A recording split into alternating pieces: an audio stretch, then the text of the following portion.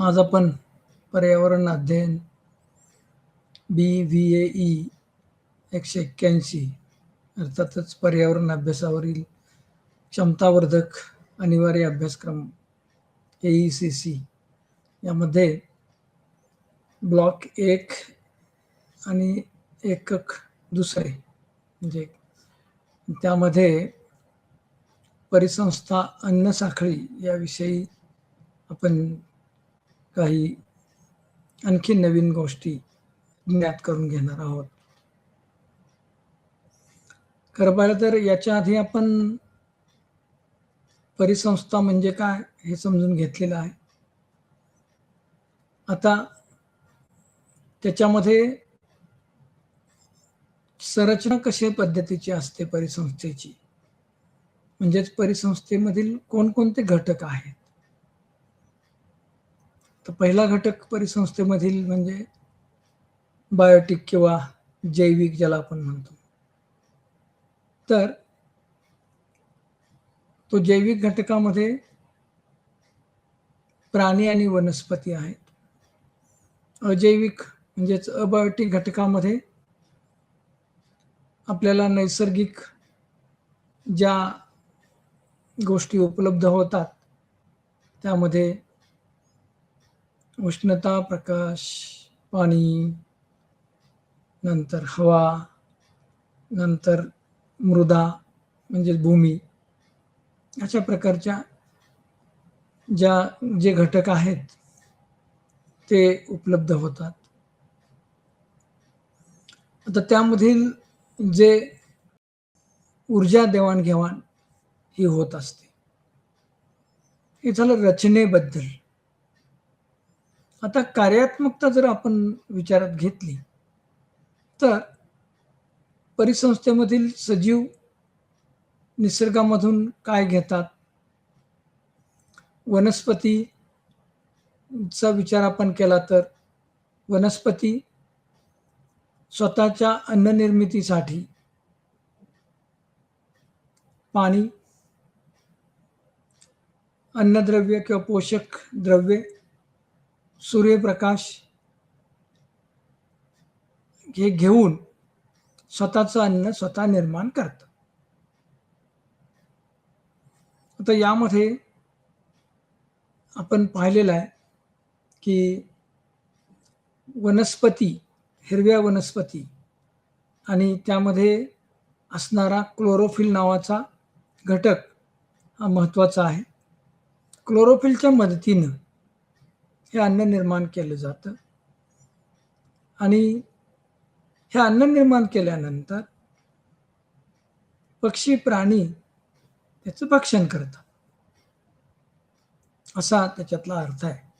ऊर्जा म्हणजेच प्राण्यांना ऊर्जा आवश्यक आहे. ती हवा, अन्न, पाणी आणि निवारा या स्वरूपामध्ये ऊर्जा जी आहे ती आपल्याला निर्जीव आणि सजीव या दोन्हीही घटकाकडून घ्यावी लागते.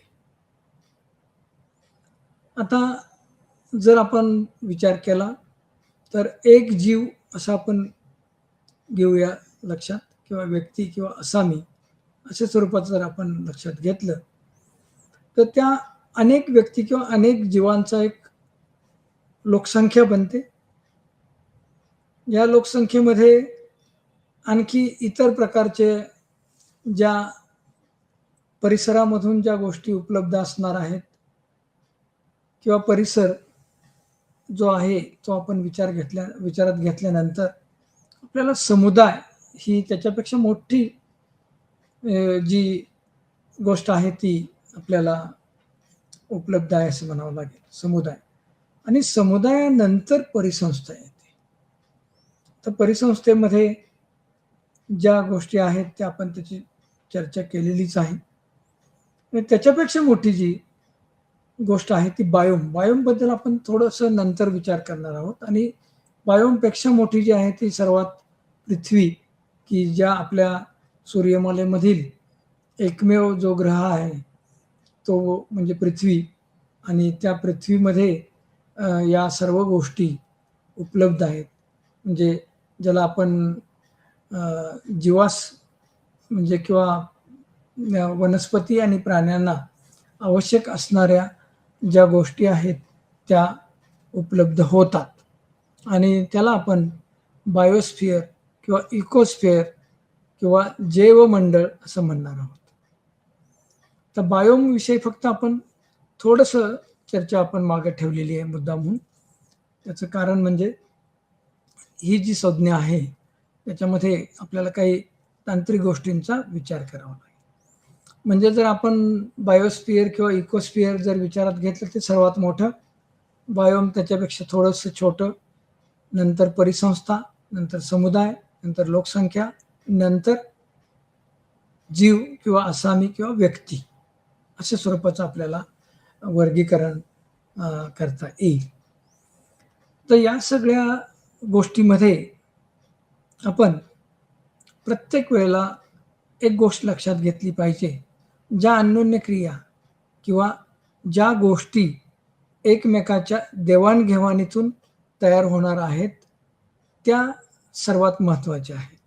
म्हणजेच आपण कार्यात्मक पद्धतीचा जर विचार केला, तर आपल्याला निसर्गामधून कोणत्या गोष्टी मिळत आहेत जीवांना, वनस्पती आणि प्राण्यांना आणि प्राण्यांची विपुलता ठरवते. म्हणजे कोणत्या प्रकारचे प्राणी सापडणार किंवा आढळणार, कोणत्या हॅबिटॅटमध्ये म्हणजेच कोणत्या वस्तीमध्ये, म्हणजेच ज्याला आपण वेगळ्या पद्धतीनं म्हणत नाही, पण एका ठराविक परिसरामध्ये ते कोणत्या प्रकारचे प्राणी सापडणार, कोणत्या प्रकारच्या वनस्पती असणार, हे बायोम्समध्ये आपल्याला समजून येतं.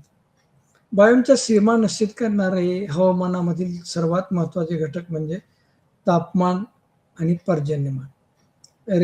पर्जन्यमानला आपण इंग्रजीमध्ये प्रेसिपिटेशन म्हणतो. प्रेसिपिटेशन म्हणजे एकतर पाऊस किंवा बर्फ. आता जसं आपण जसं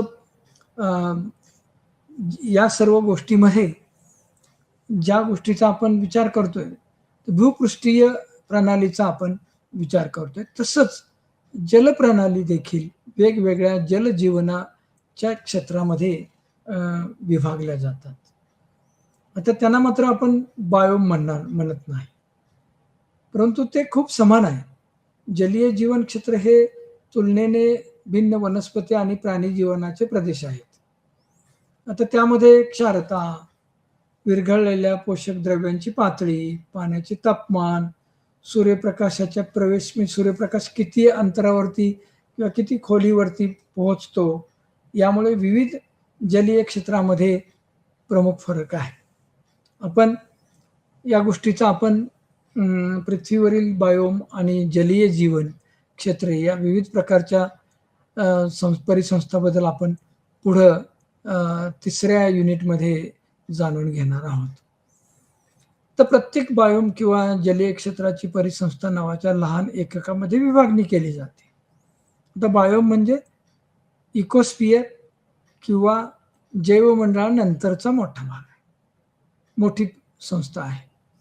आता जलीय क्षेत्राची परिसंस्था नावाच्या लहान एककामध्ये त्याच्या खालचा जो भाग आहे तो परिसंस्था आहे, लहान एकक आहे, विभागली होऊ जाऊ शकते. आता अशा प्रकारे परिसंस्था ही बायोमची एक उपविभाग आहे. बायोमचा एक उपविभाग आहे. तिला पर्यावरणीय प्रणाली सुद्धा आपण म्हणू शकतो. परिसंस्थेच्या व्याख्या जर आपण आठवल्या तर आपल्या लक्षात येईल, परिसंस्थेच्या कोणत्याही संपूर्ण व्याख्येमध्ये जैविक तसे अजैविक घटक आणि दोघांमधील परस्पर देवाणघेवाण म्हणजेच परस्पर संवाद यांचा समावेश होतो. आता आपण जर उदाहरणादाखल घेतलं तर राजस्थानचा वाळवंटी जैव क्षेत्र जे आहे त्याच्यामध्ये थार वाळवंटी एक परिसंस्था आहे. जी परिसंस्था हा खालचा भाग लहान बायोमपेक्षा, की जिथं शुष्क परिस्थिती आहे, वालुकामय प्रदेश आहे आणि नंतर त्याच्यामध्ये रसाळ वनस्पती स्वरूपे वैशिष्ट्यीकृत आहेत.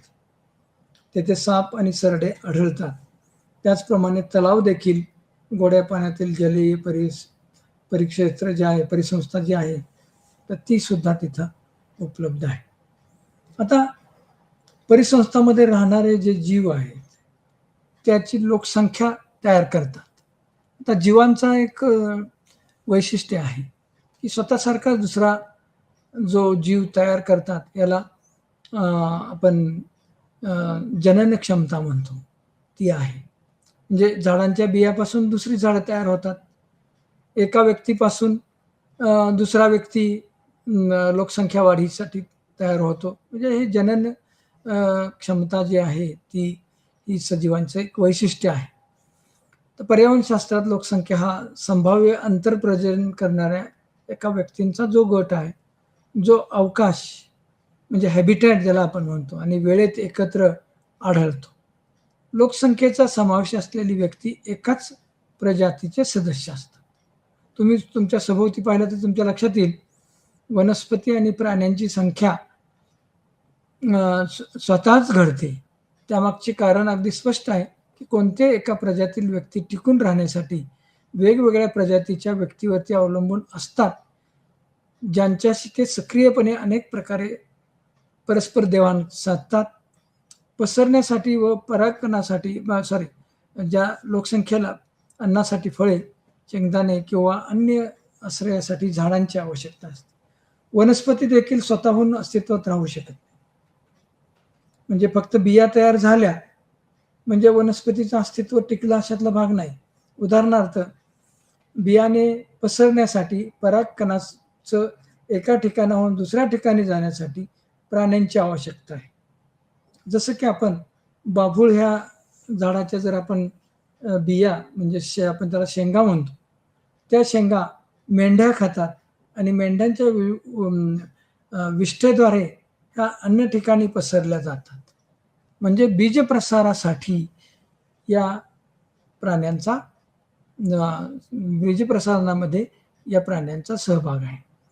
आता जर आपण या गोष्टीची विचार केला तर म्हणजे बीज प्रसारण्यासाठी किंवा परागकणाचं एका फुलावरून दुसऱ्या फुलावरती भुंगा म्हणूया किंवा कीटक गेल्यानंतर परागकण जे आहे आणि फलधारणा, या दोन्ही गोष्टी परागकणामुळे होणारी फलधारणा ही होत असते. त्यामुळे प्राण्यांची म्हणजेच कीटकांची आवश्यकता असते आणि मातीतील सूक्ष्म जीवांना आकर्षण करून पोषक तत्वांचा पुरवठा सुलभ करण्यासाठी सुद्धा आवश्यक असते.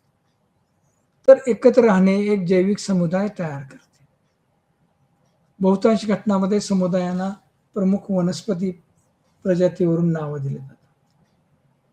गवताळ प्रदेशात गवतांचे वर्चस्व असते आणि जरी त्यात विविध प्रजातींच्या संबंधित प्राण्यासह औषधी वनस्पती, झुडपे, झाडे असू शकतात आणि तरी पण त्यांना साधारणपणे ज्या वेळेला आपण नाव देतो ज्या जैविक समुदायाला, तर ते वनस्पतीवरून आलेलं असतं.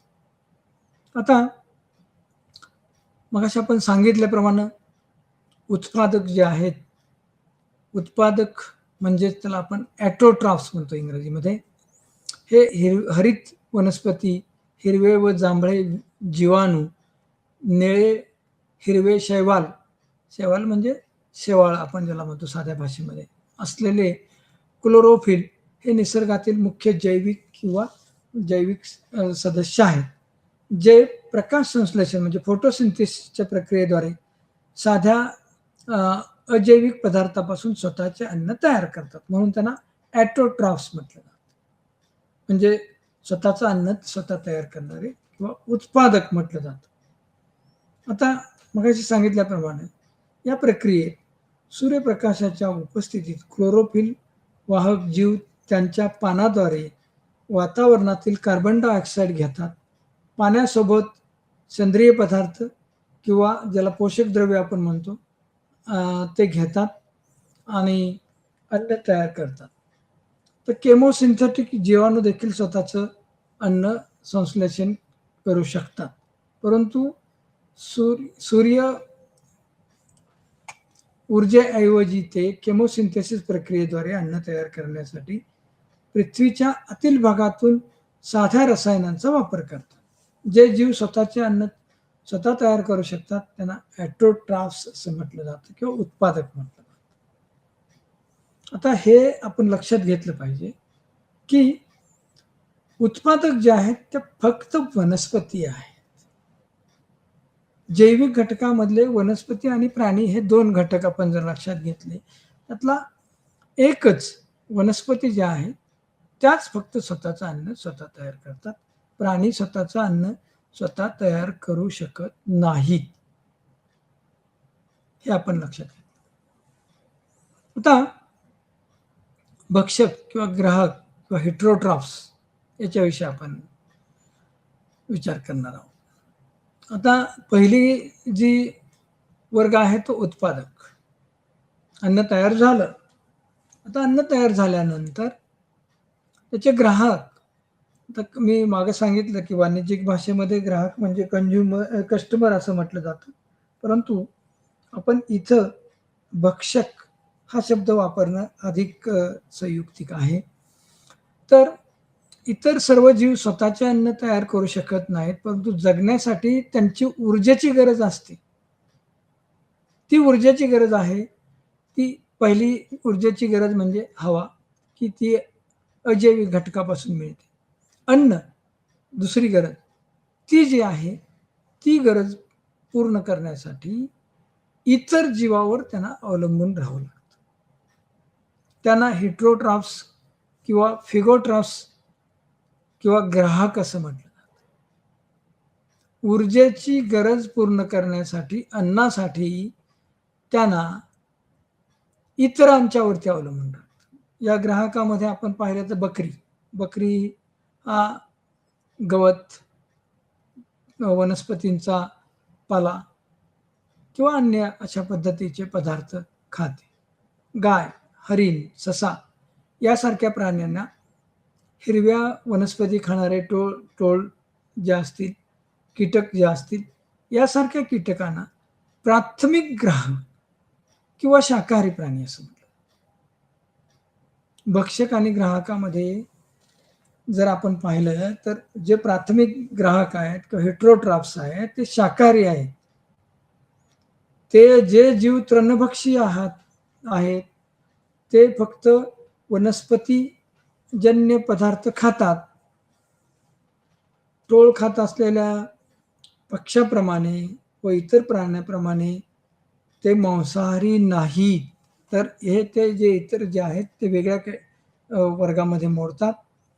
तर आपल्याला भक्षक म्हणजे हेटेरोट्रॉफ्स त्यामधला पहिला म्हणजे जो आहे तो तृणभक्षी आहे आणि तृणभक्षीच्या नंतर आपण त्यामध्ये पहिले वर्ग जो आहे तो आपण बकरी, गाय, हरिण, ससा यासारखे तृणभक्षी आहेत. आता त्यामध्ये कीटकही आहेत. आता याच्यानंतर टोळ जो आहे तो किंवा कीटक जो आहे तो पक्षी खातात. ते मांसाहारी असतात. या मांसाहारी प्राण्यांना दुय्यम ग्राहक म्हटलं जातं. पहिले ग्राहक कोण? ज्याला आपण हेटेरोट्रॉफ्स म्हटलं, ते पहिले ग्राहक जे आहेत बकरी, गाय, हरिण, ससा यासारखे आहेत. आता गवत खाणारे किंवा गवतावरती तृणभक्षी असणारे टोळ किंवा कीटक जे आहेत ते सुद्धा शाकाहारी प्राणी आहेत.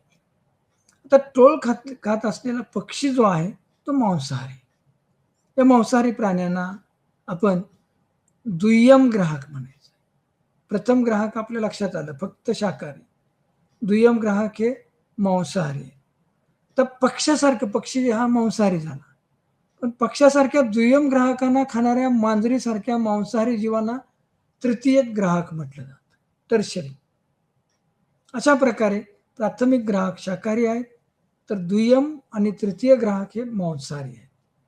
तर वाघ, सिंह, गिधाड यासारखे प्राणी जे इतर प्राण्याप्रमाणे मारले जात नाहीत किंवा खाल्ले जात नाहीत, त्यांना आपण सर्वोच्च मांसाहारी म्हणजे टॉप कार्निव्होर्स असं म्हणणार. तर या गोष्टी त्याचे स्तर कसे येतात त्याचा आपण आजच विचार करणार आहोत. आता आपण उत्पादक पाहिले, नंतर ग्राहक पाहिले. आता आपण विघटक किंवा विघटनकर्ता, डिकम्पोजर, सेप्रोट्रॉप्स किंवा रिड्युसर याच्याविषयी विचार करणार आहोत. ग्राहक आणि उत्पादक दोघेही त्यांचे जीवनचक्र पूर्ण करतात. मी मागं सांगितलेलंच आहे. प्राण्यांचा आणि म्हणजे सजीव जे आहेत, ज्यामध्ये प्राणी आणि वनस्पती येतात, त्यांचं जीवनक्रम असा आहे की त्यांचा शेवट हा घडतोच किंवा जीवनक्रम पूर्ण झालं म्हणतो आपण. त्याला आपण मृत्यू म्हणतो किंवा मरणे म्हणतो. हा निसर्गाचा नियम आहे. तो कोणालाही त्याच्यातून सूट नाही, असं आपण मागे पाहिलेलं. आता ग्राहक आणि उत्पादक दोघेही जीवनचक्र पूर्ण करतात म्हणजे मरतात, नाहीसे होतात. त्यांच्या लोकसंख्येची नवीन पिढी विकसित होते. ज्याला आपण पुनरुत्पादन आपण म्हणतो, तशा पद्धतीनं हा सजीवांचा नैसर्गिक वैशिष्ट्य आहे आणि ते नवीन पिढी विकसित करतात. आता नवीन पिढी विकसित झाल्यानंतर ते मृत्यू पावतात. आता आपण जर विचार केला तर हे मृत्यू पावल्यानंतर त्याचं काय होतं?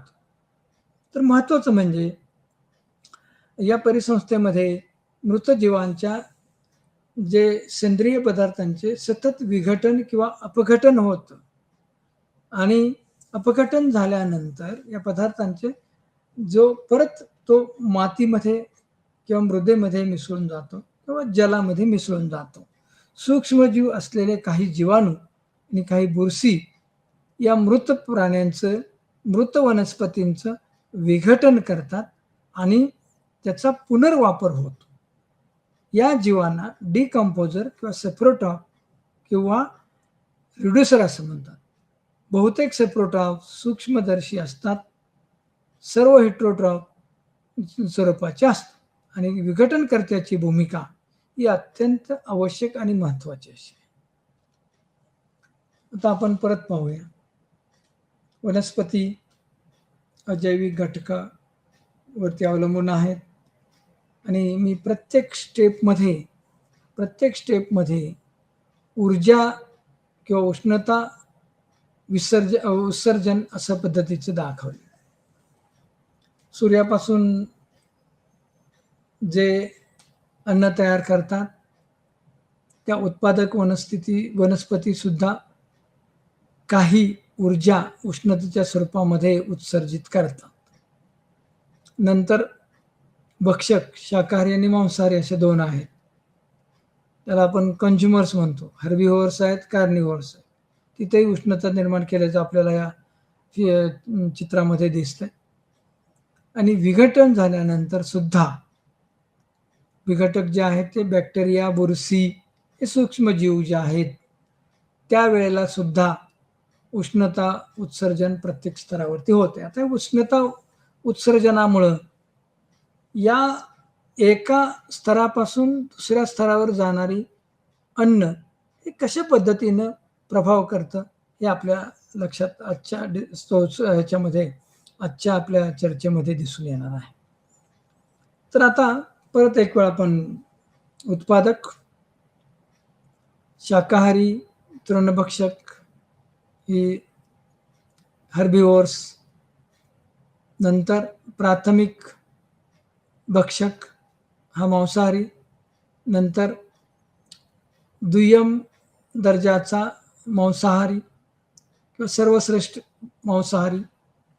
जसं भूपृष्ठावरती घडतं म्हणजे गवत, उंदीर, साप आणि गरुड असं आपण लक्षात घेतलं तर जलीय परिसंस्थेमध्ये उत्पादक या वनस्पतीच आहेत. नंतर भक्षक हे सूक्ष्मजीव आहेत. सूक्ष्मजीवांना खाणारे जे आहेत त्यांचं भक्षण करणारे हे मासा आहे. माशाला खाणारे बगळा आहे. अशा स्वरूपाचं जलीय परिसंस्थेमध्ये आढळून येतं. आता पृष्ठीय परिसंस्थेमध्ये वनस्पतींना खाणारे हरिण आहे. हरिणाला खाणारे वाघ किंवा सिंह आहेत. अशा स्वरूपाचं आपल्याला लक्षात येईल. आता ही अन्न साखळी आहे. या अन्न साखळीमध्ये जीवस्य जीवनम असं आपल्याला म्हणता येईल. एक जीव दुसऱ्याचं भक्षण करतो किंवा जीवनस्य भोजनम असं आपल्याला म्हणता येईल. जीवस्य भोजनम म्हणजे एक जीव हा दुसऱ्या जीवाचं अन्न असतो. जसं की गवत खाणारे सूक्ष्म जीव आहेत जलीय परिसंस्थेमध्ये. या सूक्ष्म जीवांना खाणारे किंवा छोट्या जीवांना खाणारे मासे आहेत. आणि आणखी एक आपल्याला इतस्तर दाखवता येईल, छोट्या माशांना मोठा मासा खातो वगैरे आणि नंतर मोठ्या माशांना शार्क खातो. आता आपल्याला एक सर्वात महत्त्वाचा मुद्दा आपण लक्षात घेणार आहोत. या सगळ्या परिस्थितीमध्ये आपण जर पाहिलं तर अन्न साखळीच्या प्रत्येक टप्प्यावर केवळ 10% ऊर्जा पुढच्या स्तरावर जाते. म्हणजे जर 1000 कॅलरी जर आपण एका स्टेजला लक्षात घेतल्या, उत्पादक या स्टेजला लक्षात घेतल्या, तर भक्षक किंवा तृणभक्षक किंवा शाकाहारींच्या पर्यंत 1000 मधली फक्त 100 कॅलरी पुढच्या स्टेजला येणार आहेत. उत्पादक टू म्हणजे प्रोड्युसर टू कंझ्युमर पर्यंत. आणि उरलेली जी ऊर्जा आहे ती उष्णता या स्वरूपामध्ये जाणार. आणि आणखी एक गोष्ट आपल्या लक्षात घेतली पाहिजे की हे एकरेषीय आहे. हे जे अन्न साखळी जी आहे त्याच्यामध्ये एकरेषीय ऊर्जा देवाणघेवाण आहे. एकरेषीय उत्पादकापासून भक्षकापर्यंत गेली. तिथं 100 कॅलरी जर आपण गृहीत धरल्या आता दुसऱ्या उदाहरणामध्ये, तर फक्त 10 कॅलरीजची ऊर्जा जी आहे ती एका स्तरावरती जाईल. आता 10 कॅलरीज गेल्यानंतर वरच्या स्तरावरती जाण्यासाठी जर आपण विचार केला 0 कॅलरीज मिळणार आहेत. त्याच्यापेक्षा वरच्या स्तरामध्ये म्हणजे भक्षक मांसाहारीसाठी किंवा प्रायमरी कार्निव्होरसाठी 0 कॅलरीज उपलब्ध राहणार आहेत. तर हे आपण फक्त लक्षात घेऊया. पुढच्या म्हणजे आत्ताच्याच घाट या एककामध्ये आपण त्याचं अधिक शास्त्रीय पद्धतीनं विश्लेषण करणार आहोत.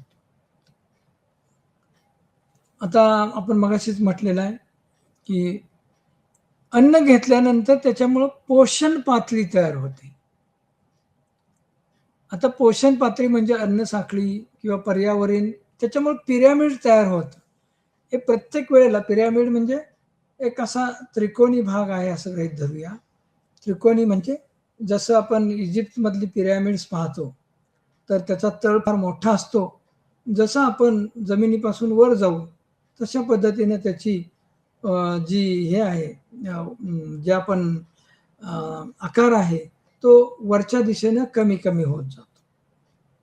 आता पोषण पातळी अन्न घेतल्यानंतर त्याच्यापासून त्याचं पोषण होऊन ऊर्जा मिळते. आता पर्यावरण पिरॅमिड आहे ते त्यातूनच तयार होतं. पिरॅमिड म्हणजे खालच्या पातळीवरची खूप काही ऊर्जा आहे पण वरच्या पातळीवरती दरवेळेला फक्त 10%. म्हणजेच जर आपण ॲट्रोट्रॉफ्सचा विचार केला तर हर्बिव्हर्समध्ये 10% गेली, हेट्रोट्रॉफ्समध्ये परत 10% गेली आणि पुढच्या हेट्रोट्रॉफ्समध्ये म्हणजे तृतीय ग्राहकामध्ये परत 10% फक्त उपलब्ध आहे. आणि चौथ्या स्तरावरती गेलो आपण हेट्रोट्रॉफ्स म्हणजे टॉप कॉर्निव्हर्स किंवा कॉर्टनरी ग्राहक ज्याला म्हणतो तिथं 10% गेली आणि ट्रॉपिक स्तर 5 वरती अतिशय कमी ऊर्जा राहते. आता ते आपण पुढे एका चित्रामध्ये पाहणार आहोत. अशा प्रकारे अन्नातून मिळणारी ऊर्जा देखील पोषण पातळीतून वाहते. तर पोषण पातळी म्हणजे अन्न घेतल्यानंतर जी अन्नद्रव्ये जी त्या प्राण्याला किंवा वनस्पतीला मिळतात असं गृहीत धरूया.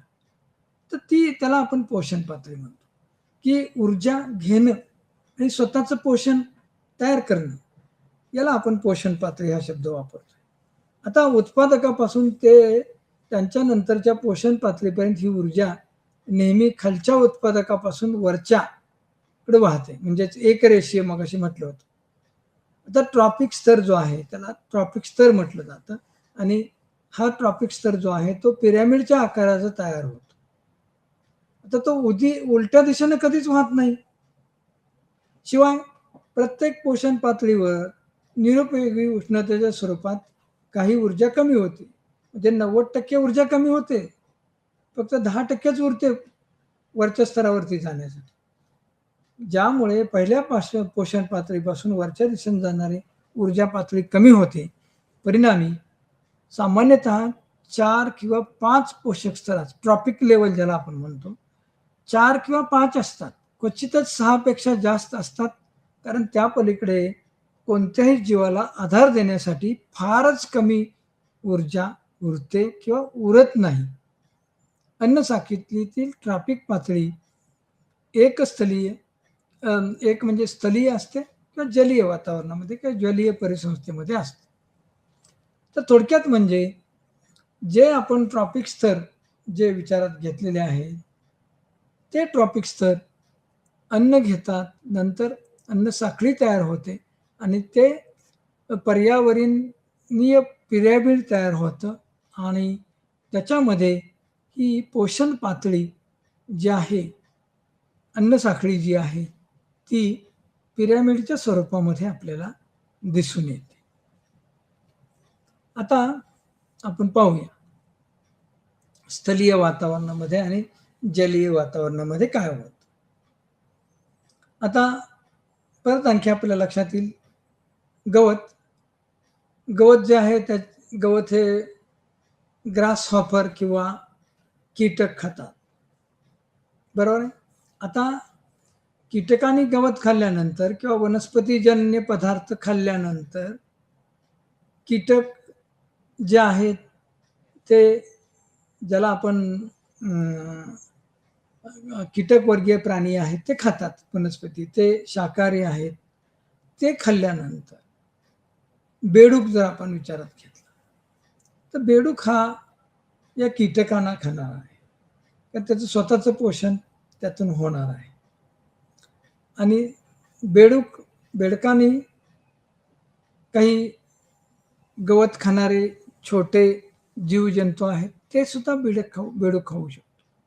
आता ते खाल्ल्यानंतर बेडूक हा जो आहे तो किंवा त्याला साप किंवा सर्प हा खातो. आता सर्प हा जो आहे तो मांसाहारी झाला. आता त्याच्यामध्ये सापाला किंवा सर्पाला किंवा बेडकाला या दोघांनाही ईगल म्हणजेच गरुड किंवा घार किंवा कावळा हे पक्षीवर्गीय मंडळी जी आहेत ते खाऊ शकतात. अशा पद्धतीनं पहिली ट्रॉपिक लेवल आहे म्हणजे अन्न निर्मितीची, ती फक्त वनस्पती करतात. दुसऱ्या ट्रॉपिक लेवलला जे आहे ते वनस्पतींना खाणारे प्राणी आले. तिसऱ्या ट्रॉपिक लेवलला या प्राण्यांना खाणारे प्राणी आले. चौथ्या ट्रॉपिक लेवलला ज्यांनी मांसाहार खाण्यासाठी सुरू केला त्यांना खाणारे आहेत. आणि 5वी जी ट्रॉपिक लेवल आहे ती साधारणपणे हे जे जीव आहेत, प्राणी आहेत, की ज्यांनी दुसऱ्याला खाल्लेलं आहे त्यांना खाणारी मंडळी. आता हे झालं आपण पृष्ठीय किंवा स्थलीय वातावरणामध्ये. आता जर आपण तोच विचार जलीय वातावरणामध्ये केला तर फायटोप्लॅन्क्टन नावाचे सूक्ष्म जीव जे आहेत ते आहेत तळाशी, या पिरॅमिडच्या तळाशी आहेत. त्यांना त्याच्यापेक्षा जे मोठे जलीय प्राणी आहेत ते खातात.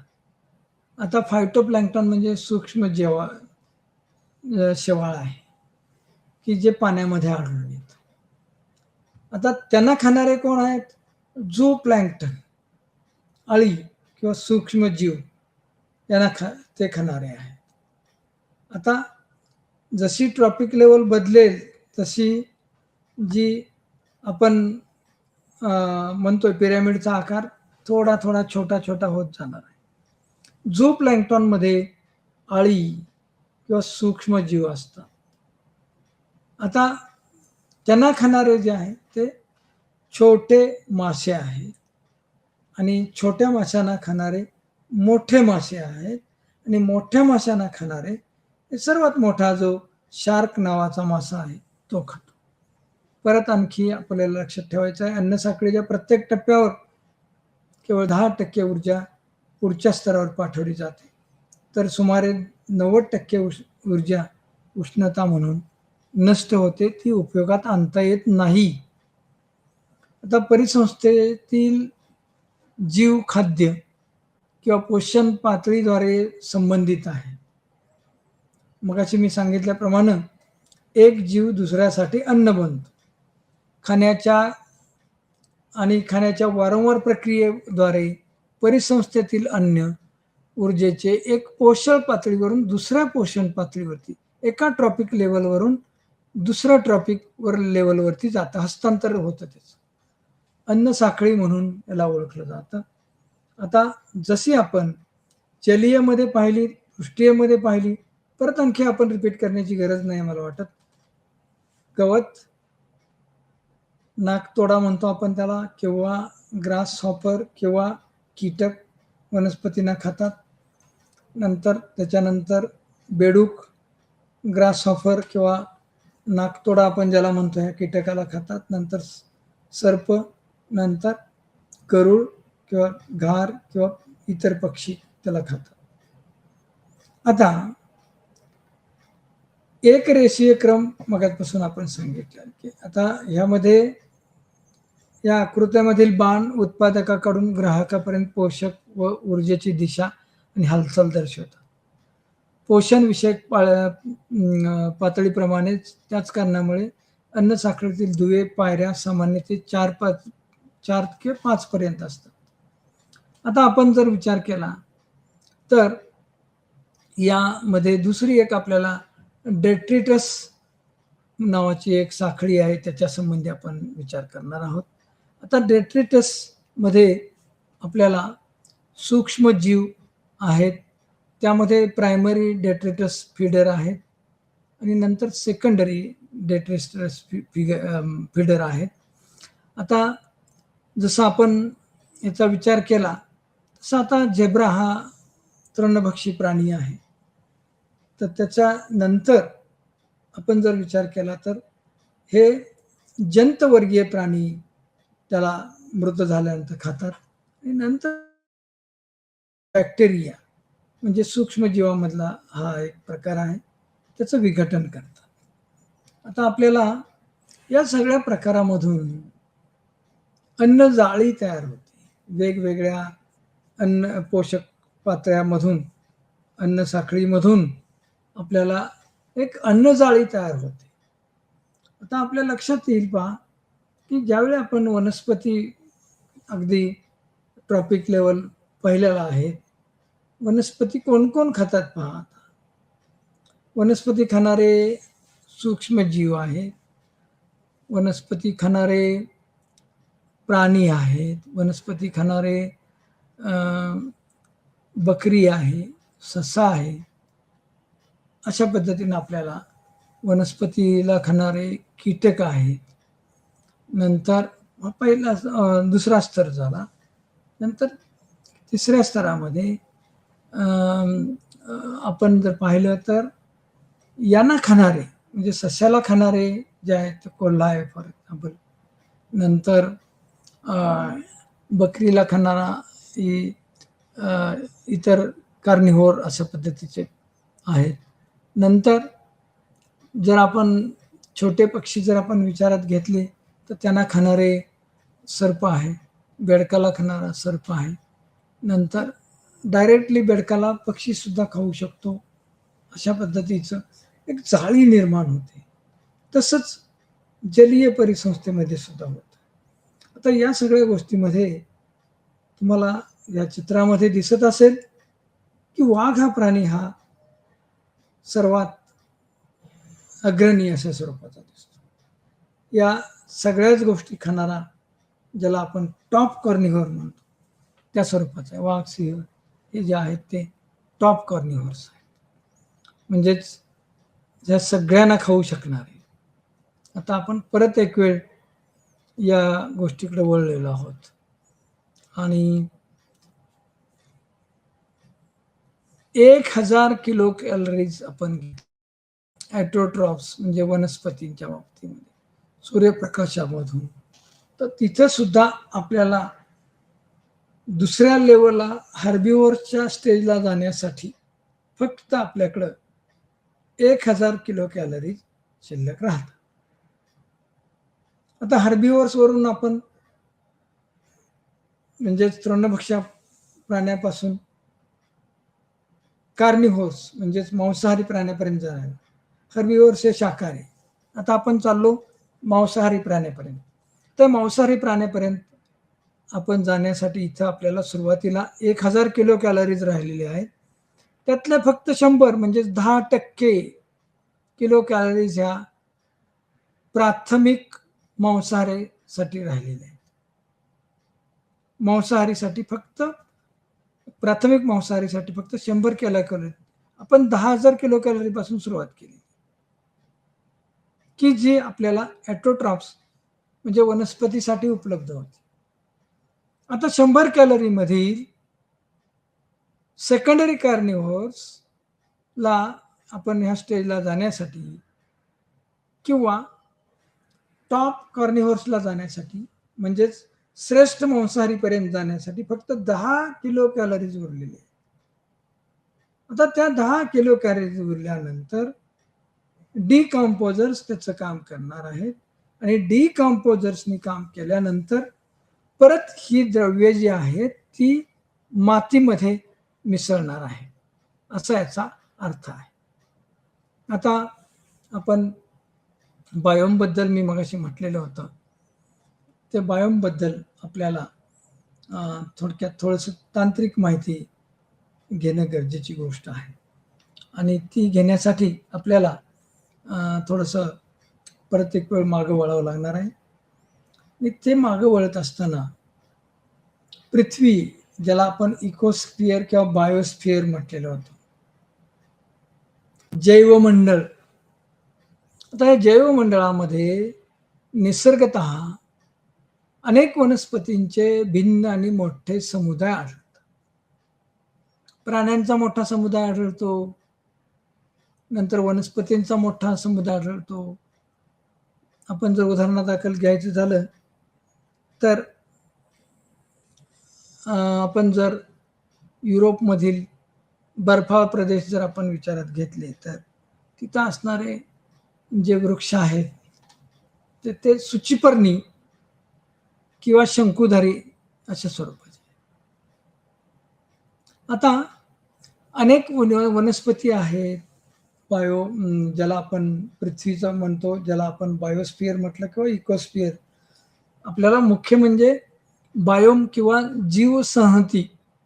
आता जीवसंहती हा शब्द जो आहे तो मराठी शब्दकोशामधून मला उपलब्ध झालेला आहे.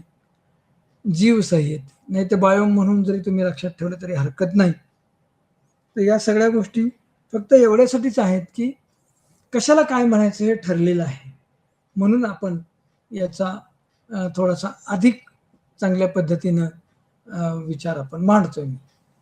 तर जीवसंहती. आता पृथ्वीचा जर आपण विचार केला की या आपल्या सूर्यमालेमधील एकमेव ग्रह आहे की जिथं आपल्याला सजीवांसाठी म्हणजे प्राणी आणि वनस्पतीसाठी योग्य पद्धतीचं वातावरण किंवा परिसर उपलब्ध आहे. आता पृथ्वीवरती वेगवेगळ्या भौगोलिक क्षेत्रामध्ये अनेक वनस्पतींचे भिन्न आणि मोठे समुदाय आढळून येतात. त्याचबरोबर अशा अधिवासात हॅबिटॅटमध्ये राहणारे प्राणी पण आढळून येतात. सजीवांच्या अशा एकत्र समुदायाला जीवसंहती म्हटलं. वा मोठे समुदाय जे आढळतात अधिवासामध्ये, हॅबिटॅटमध्ये, त्यांना आपण जीवसंहती म्हणतो.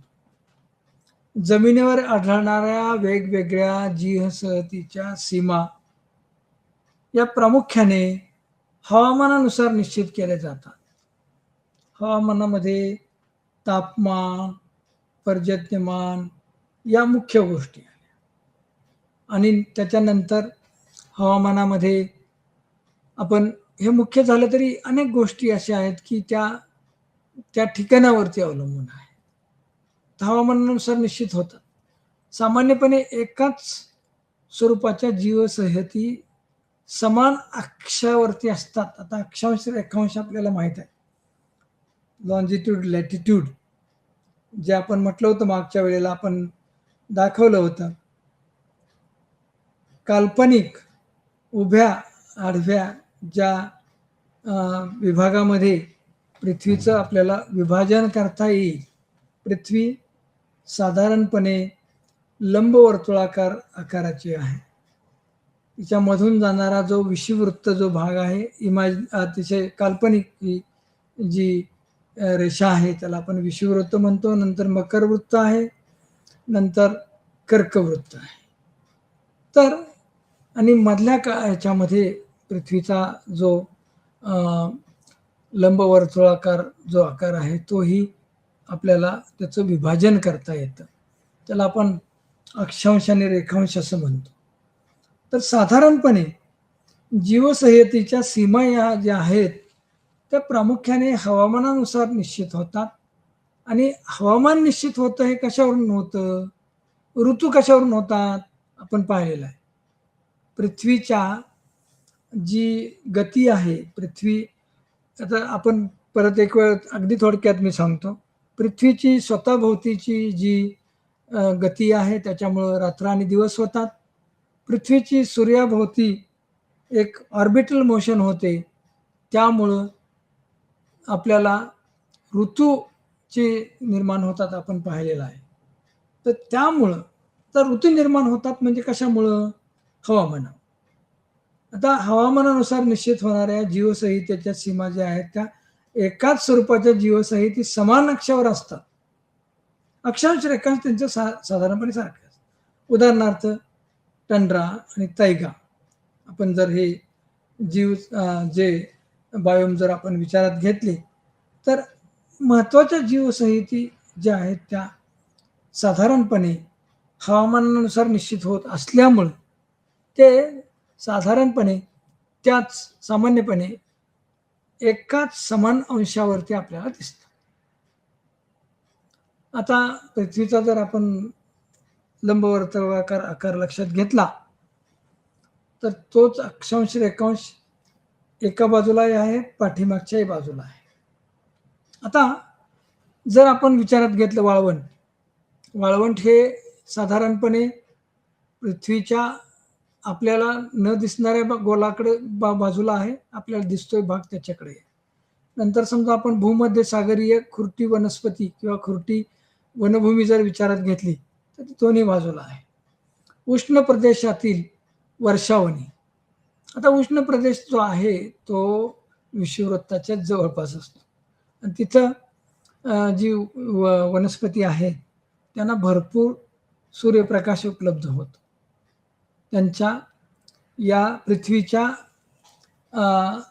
ज्या गती आहेत दोन प्रकारच्या, एक स्वतःभोवती फिरण्याची आणि सूर्याभोवती फिरण्याची.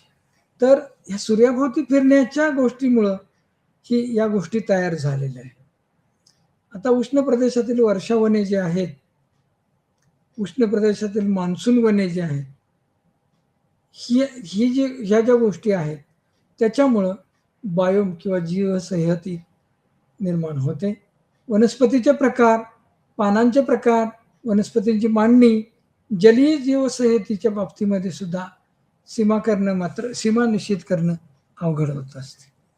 जसं आपण पृष्ठीय जीवसंहती बद्दल आता बोलतोय की साधारणपणे एकाच स्वरूपाची जीवसंहती एकाच प्रकारच्या म्हणजे अक्षांश रेखांशावरती आढळते, तसं मात्र जलीय जीवसंहितेच्या बाबतीमध्ये ह्या सीमा ज्या आहेत त्या निश्चित करणं अवघड जातं.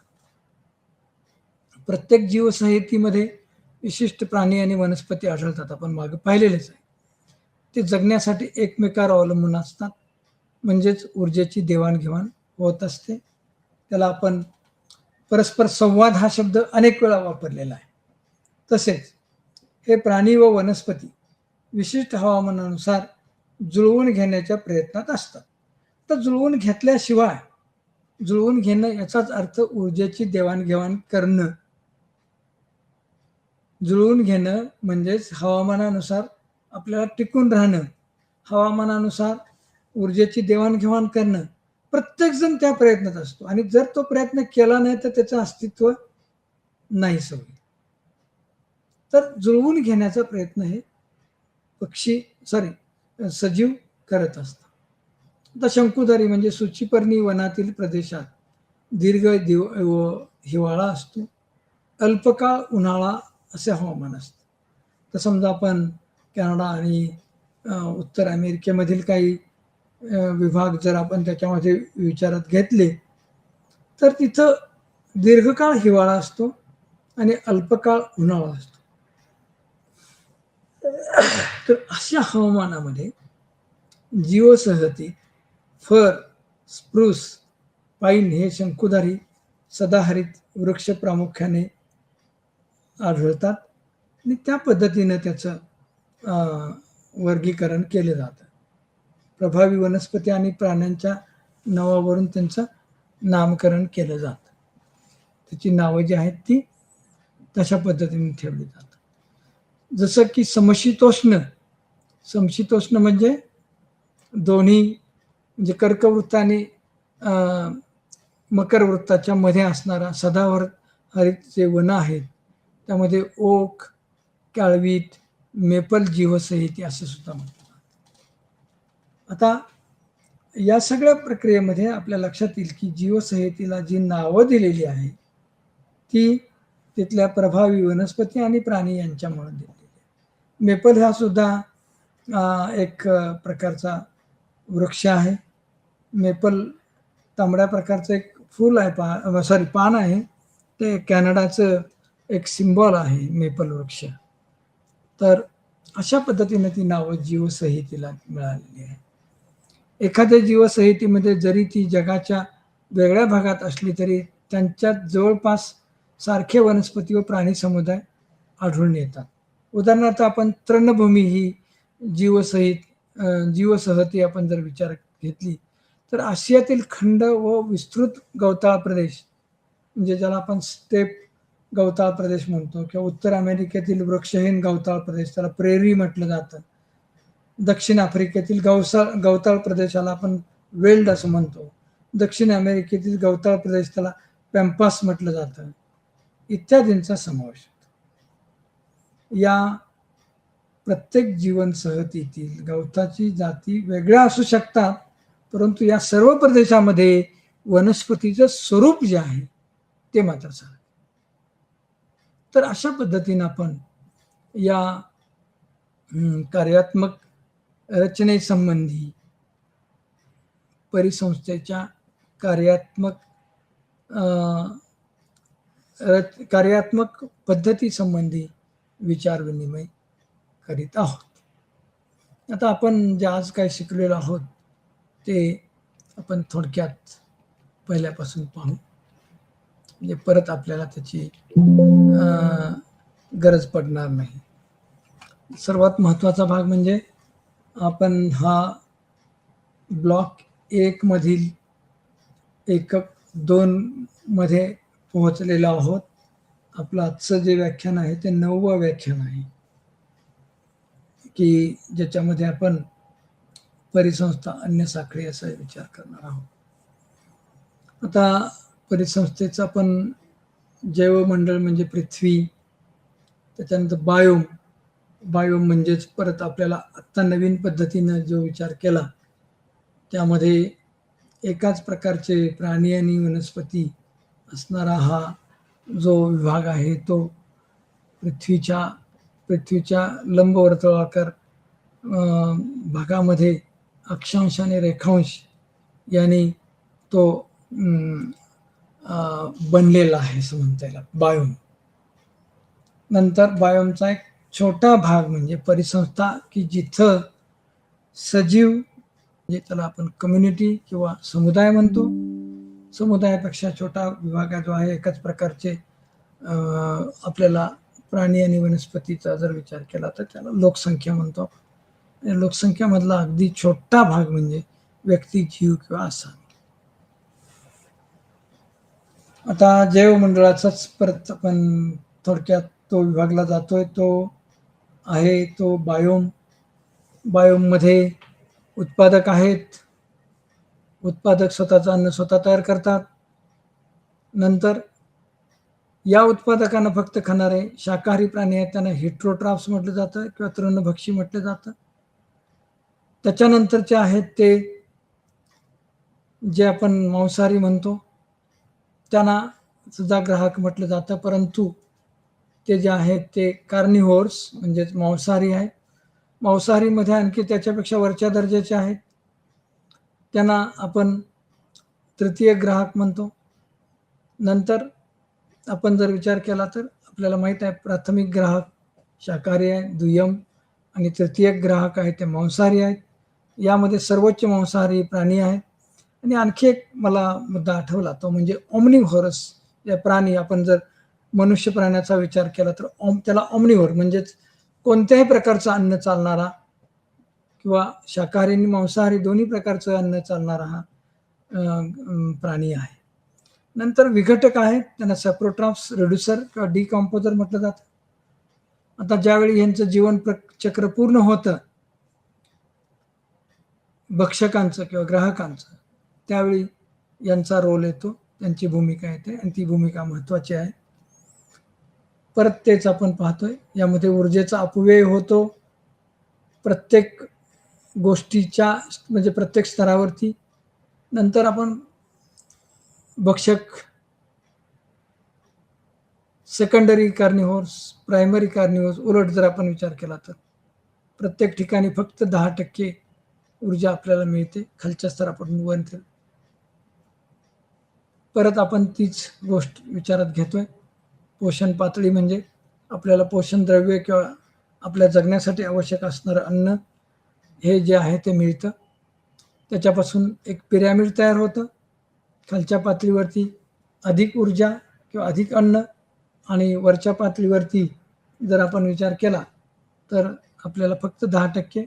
आणि सर्वात महत्त्वाचं म्हणजे आपण ज्याचा विचार करतोय त्यामध्ये आपल्याला ट्रॉपिक लेवलला काही मर्यादा येतात आणि त्याचं कारण म्हणजे की हे ऊर्जेचा होणारा अपव्यय.